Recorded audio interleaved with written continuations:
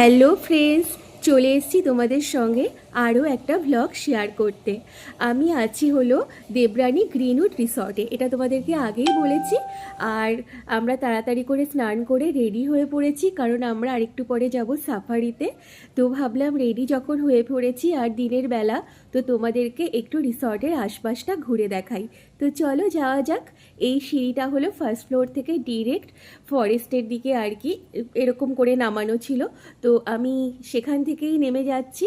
আর দেখো বাঁ দিকে এই জঙ্গলটা দেখো, মানে এত ঘন ফরেস্ট, মানে ভাবার বাইরে, এতটা সুন্দর। আমি কিছুক্ষণ দেখে তো পুরো চুপ হয়ে তাকিয়েই ছিলাম। এতটাই ঘন, মানে এক রকমের ভয়ানক সুন্দর বলতে পারো। অসাধারণ লাগছিল দেখতে। আর এই হলো রিসর্টের একটা পাশ, মানে রিসর্টের হলো 3 দিকে ফরেস্ট আর একদিকে চা বাগান। আর এরকম বড় একটা রিসর্ট, আর সামনে এত বড় লন, আর প্রচুর সিটিং এরিয়া ছিল, আর সুইমিং পুল, আর এত সুন্দর সুন্দর কালারফুল গাছ, আর এত সুন্দর সুন্দর ফুল। আমি হয়তো সবার নামও জানি না, মানে কি নেই, মানে যা বলবো তাই কম হবে রিসর্টটা সম্বন্ধে। ভীষণ পরিষ্কার, আমার তো দারুণ লেগেছে।